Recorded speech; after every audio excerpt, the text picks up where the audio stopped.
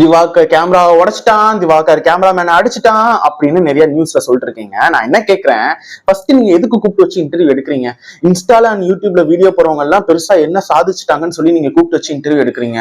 உங்களுக்கு அப்படியே எடுத்தே ஆகணும்னா எவ்வளவோ குவாலிஃபைடான டீச்சர்ஸ் இருக்காங்க, நல்லா ஃப்ரீயா டியூஷன் சொல்லி கொடுக்க ப்ரொஃபசர்ஸ் இருக்காங்க, ஃப்ரீயா இல்லைன்னா காசு கம்மியா வாங்கி மருத்துவம் பண்ற மருத்துவர்கள் இருக்காங்க. யாருமே கிடைக்கலையா அவங்களுக்கு?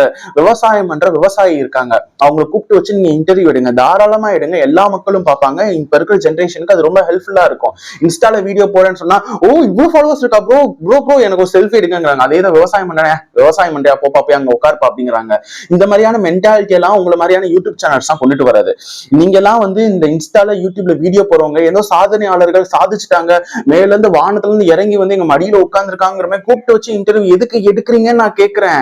எடுத்தா கேமரா உடையதான் செய்யும் நான் சொல்றேன், அவர் மேல தப்பு இல்லைன்னு தான் நான் சொல்லுவேன். நீங்க எதுக்கு ஃபர்ஸ்ட் அவங்கள எல்லாம் மதிச்சு கூப்பிட்டு வச்சு இன்டர்வியூ எடுக்கிறீங்க?